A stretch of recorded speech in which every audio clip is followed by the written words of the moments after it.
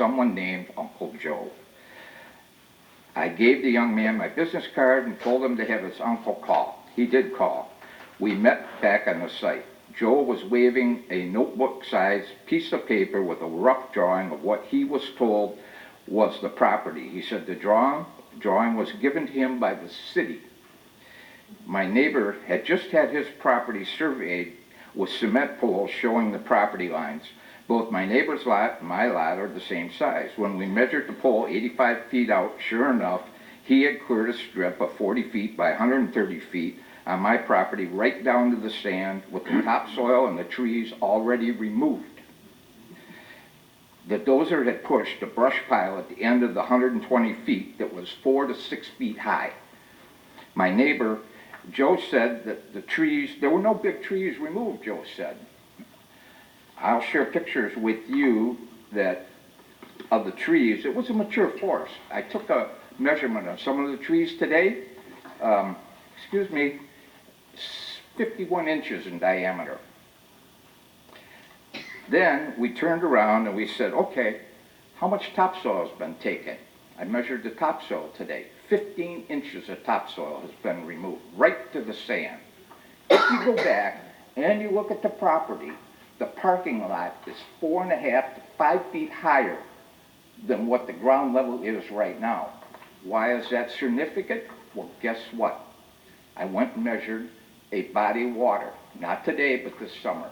The body of water that I measured was approximately 122 feet long by 11 feet wide by 6 inches deep.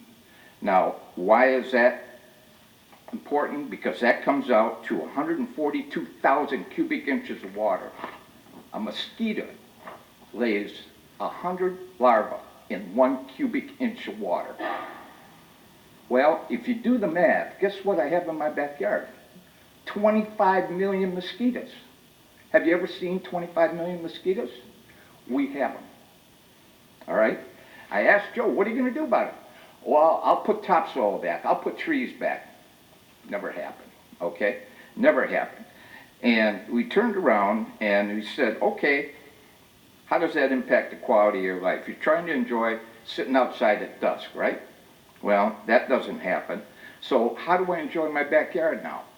I have to pay Mosquito One $450 a year to come in and spray my yard so I can use my backyard. All right? I'm paying a financial price for what you or he or whoever allowed him to do this. I also have pictures here. Guess what? It's wetlands now. We have cattails. We have frogs. We have snakes. We have toads all over the backyard. I can't cut my grass now because of the runoff until the beginning of June. June! Do you know how long the grass is? Excuse me, it's about 14 inches high. Now why? The city doesn't have any oversight. I talked to Jesse. I said, Jesse, come on out and look at it. I'll come out and look at it. Nothing happened. I called the county. I said, come on out and look at it. They came out, they surveyed it, the Department of Water. They said, they flew over it and they said, well, we can't do anything right now. Never heard anything back. All right? Now, the thing is when we went to the city, and Jesse said he'd come out, and that was fine, but that never happened. Now, Joe said to us, well, you know, as long as you live there, I won't put the road through to access the property in the back. As long as you live there, I won't put it through. But if you go to the city, guess what? I'm running the highway through there. Cars and trucks are coming through 24 hours a day. Oh, thank you very much, Joe. I appreciate that. Okay. Now, that's how it's impacted me. I also don't know where the city's involved. That's another fight. And all I know is that property has been designed and developed, and it's creating problems for me. And I don't like it, and I'm holding you accountable. And Mr. Willie, as a personal observation, you got a microphone. Use it. You can't hear what you say. okay? I thought it was pretty, okay. I mean, that's a Appreciate it. personal observation. No, if you can't hear me, that's Johnson, good to know. That's the same thing. You got a microphone, but can't hear what you say. That's my story. Okay. Go out and look at the property. If you don't believe me, go look at the property Can you give me the address again? I missed, I think, one. and see what the hell it is. I have pictures of the debris that he's dumped in there, What's the address again? and Your I have address. pictures of the trees that I'll give to you. I have a picture of the depth of the topsoil that's been removed. Okay, whoop. Come to me. There's the tree, here's the topsoil, here's the debris, and here's the wetlands. Thank you very much for all your assistance, and I appreciate it. Thank you for bringing it to our attention. Mr. Yeah. Daniels? It's 117. Oh, 11751? Hey, is there anyone else that would like to speak tonight? We're gonna Mr. have a Chairman? barbecue next spring, and you can all come out.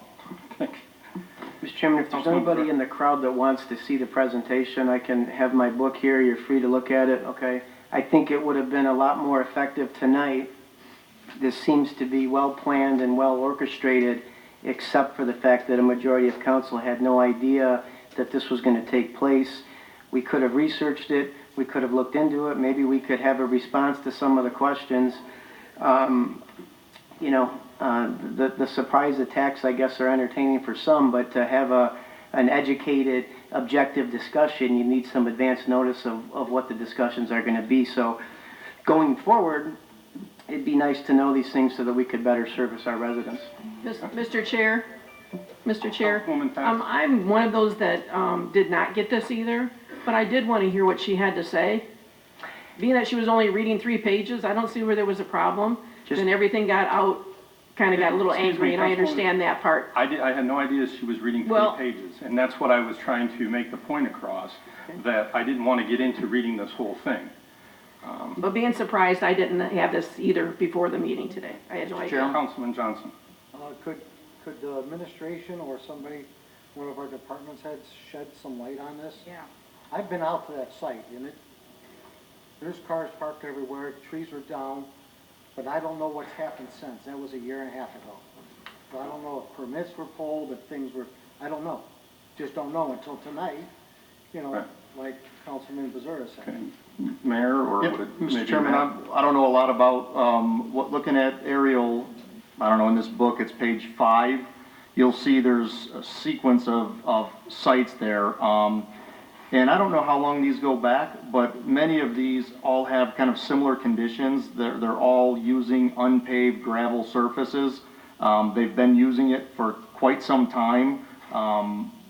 You know, all the way down, if you go down Brest Road, all the way to Telegraph, including the car dealerships, they're also kind of doing the same thing. So these are a constant battle for us. I mean, this is not something that's new.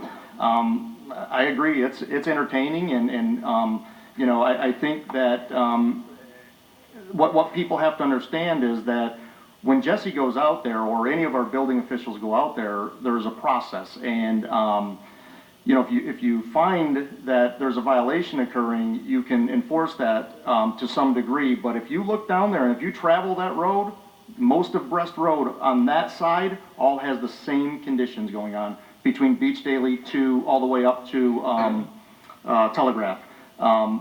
Now this is unfortunate because it does butt up to some residential properties, and I don't know which one is your home, sir, but we'll find out, and you know, we'll do what we can to make it better.